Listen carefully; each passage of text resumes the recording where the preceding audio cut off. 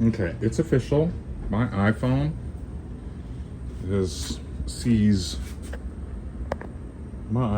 more light than my dedicated filming setup. And it's because of this friggin' crappy lens. It doesn't see enough light. This friggin' thing makes me crazy. It does not see enough light. So I either have to spend nearly $1,000 on a new lens with a wider aperture, so allow in more light, so that it'll actually see stuff. Like, look at how good my iPhone sees this stuff. It's like, I can't remember what iPhone I have, 14 I think, 14 Pro. And I'm thinking, why would I spend another $1,000 on another lens? I could just buy another iPhone. Be like Whistling Diesel and just film all my content on iPhones. Just buy a new iPhone every time I run out of space. No, I'm not rich like that. But damn, girl, the camera on this is way better. Anyway, I'm very pleased with how this has turned out. I wasn't looking to make it like perfect. There's a few little defects in it, like that, right? For me to undo all, like I would have just had to repaint the whole guitar. So I've made decisions based on the condition of the guitar. So for me to get rid of that, like that's a big deal to just get rid of that little dent. I have to take all the paint away. I have to fill that spot, or I have to try to steam it out, and then I have to repaint it. Like, that's a big deal. It would end up being the whole guitar having to be repainted over just that little stupid thing. Which is why they sell so many of these little spot solution fixes that I just hate, because they just stick out like a sore thumb. Right? These little spot solution, like, basically it's just glue, right? It's just... Anyway, I'm not about it. I would rather just use paint. So like, for example, like this, it's not perfect. Most of it is hidden by the fact that a cover plate is going to cover that, but it's like not noticeable, right? And if I sand that a little bit, I could pretty well make that almost invisible. My hard lines are gone. Yeah, I'm super pleased with the way this has turned out. You can see there, the more my paint dries, the more it's just going to dry flat to that existing surface. And because I didn't dump a pile of clear onto this, because I'm not trying to flatten it, I'm basically just, I'm treating the rest of the body as just a sort of a, you know, this is a bit of a top coat. It's like the final coat of clear. Because this guitar had more of a matte finish. But the front, where I decided in the middle of that first video where I said I was only going to go ahead and do just scratch it up, has turned out way better. Because I took away the factory orange peel, so there's a lot less of it. Yeah, I'm very, very happy with the way this has turned out.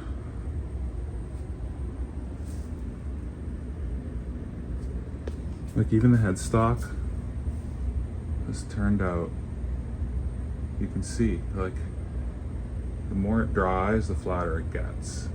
And if I kiss that with a little bit of sandpaper after a few days and really flatten it, it'll be perfectly flat.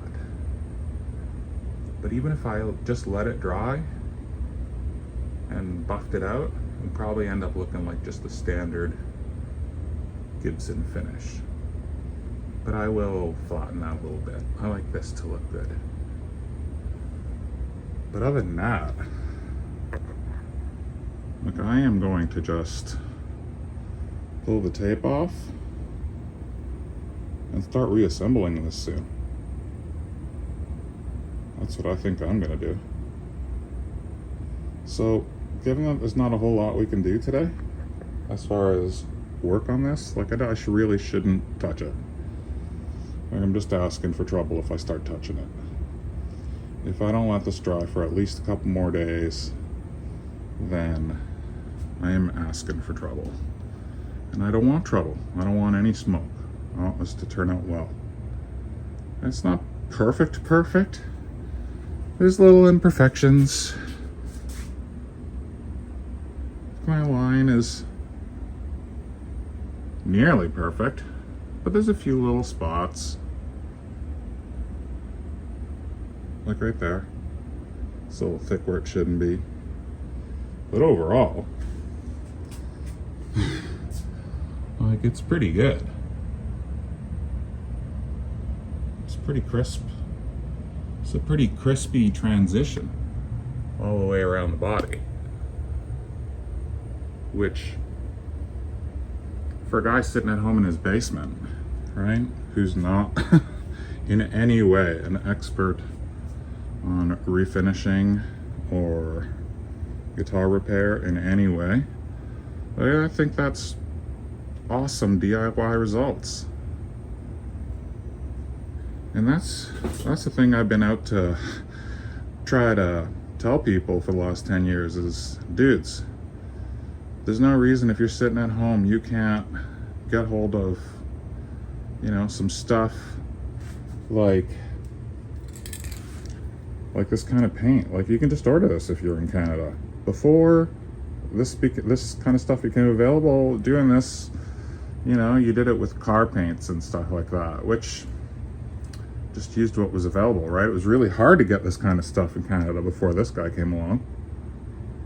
You had to have some company, and you had to, like, it was one of those weird things where you could only buy it if you were a company. It's really stupid. But then this guy came along, and it's really easy. You can just order from his website, and he sends it out super fast. And then you can do your own guitars with the same materials that they use at these factories, and turn out a pretty, I would say, killer DIY paint job. Like, stop it, kids. That looks terrific. Like, that's just been painted. I haven't touched it. I haven't tried to sand it or do anything to it. Just letting it dry. And I think it looks amazing already. I'm so pleased at that.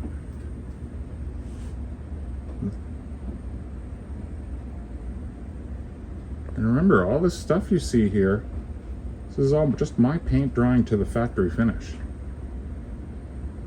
And the more I let this paint dry, the flatter it will get. And the nice thing about nitrocellulose is that it bonds to itself really well.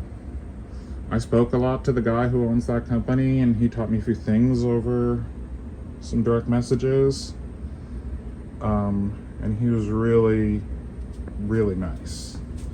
So, like, I'm not sponsored by him. I paid for all my materials, but I'm super pleased with his product. And he was really, really, really kind to me in explaining to me, you know, what mistakes I was making and how best to go about this. But there you go. Here's the reality of doing this, is that come the day that you've painted it, that's it. Just walk away from it. And the longer you walk away from it, the better. He told me if you leave it a month, I think he said something like a month. If you leave it a month, that's like the best, a nice dry, not too cold, not too hot place. The longer you leave it, the better. Now, I'm not going to leave it for a month. I'm probably going to leave it, I think he recommended the minimum was like 5 or 6 days.